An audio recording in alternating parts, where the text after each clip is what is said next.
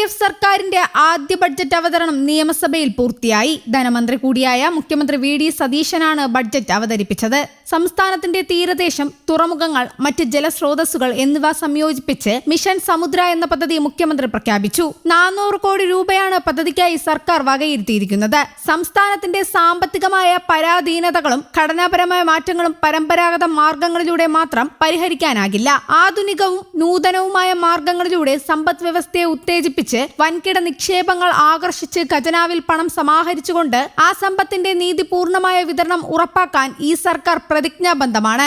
ഇത് സാക്ഷാത്കാരമാക്കാനുള്ള സ്വപ്ന പദ്ധതിയിൽ ഒന്നാണ് മിഷൻ സമുദ്ര. കേരളത്തിന്റെ 600 കിലോമീറ്റർ തീരദേശം, 2 അന്താരാഷ്ട്ര തുറമുഖങ്ങൾ, ഒരു കണ്ടെയ്ൻമെന്റ് ടെർമിനൽ, 17 നോൺ മേജർ തുറമുഖങ്ങൾ, മറ്റനേകം ജലസ്രോതസ്സുകൾ എന്നിവ സംയോജിപ്പിച്ച് 5 വർഷത്തിനുള്ളിൽ കേരളത്തെ ലോക മേരിടൈം ഭൂപടത്തിൽ വൻ ശക്തിയായി ഉയർത്തുന്നതിനുള്ള പദ്ധതിയാണ് മിഷൻ സമുദ്ര. കേരളത്തെ ഒരു പോർട്ട് സിറ്റിയായി വിഭാവനം ചെയ്ത് റോഡ്, സമുദ്രം, ഉൾനാടൻ ജലപാതകൾ എന്നിവയെ സംയോജിപ്പിച്ചുകൊണ്ട് മാരിടൈം സമ്പദ് വ്യവസ്ഥയാക്കി മാറ്റും.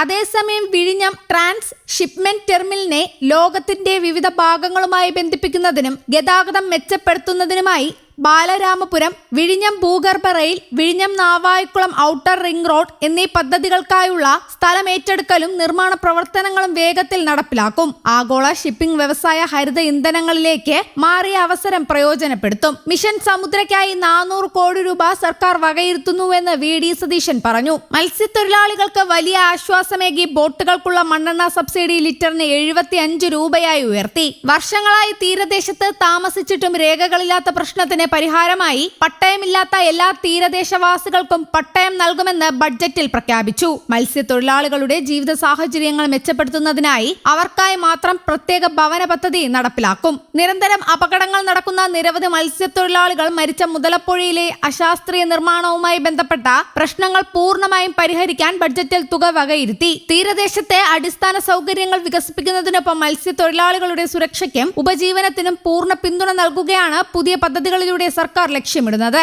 സംസ്ഥാനത്തിന്റെ തെക്കൻ ജില്ലകളുടെ സാമ്പത്തിക വളർച്ചയ്ക്ക് വേഗത കൂട്ടാൻ തെക്കൻ കേരള എക്കണോമിക് കോറിഡോർ പദ്ധതിയും ബഡ്ജറ്റിൽ വിഭാവനം ചെയ്യുന്നു. ഈ പദ്ധതിയുടെ പ്രാരംഭ പ്രവർത്തനങ്ങൾക്കായി 500 കോടി രൂപ ബഡ്ജറ്റിൽ വകയിരുത്തിയിട്ടുണ്ട്. ബന്ധിപ്പിക്കുന്ന ജില്ലകൾ തിരുവനന്തപുരം, കൊല്ലം, ആലപ്പുഴ എന്നീ 3 ജില്ലകളെ ബന്ധിപ്പിച്ചുകൊണ്ടാണ് എക്കണോമിക് കോറിഡോർ സ്ഥാപിക്കുന്നത്. പദ്ധതിയെക്കുറിച്ച് വിശദമായ പഠനം നടത്തുന്നതിനായി ഒരു വിദഗ്ധ ഏജൻസിയെ ചുമതലപ്പെടുത്തുമെന്നും ബഡ്ജറ്റ് പ്രഖ്യാപനത്തിൽ മുഖ്യമന്ത്രി VD സതീശൻ വ്യക്തമാക്കി.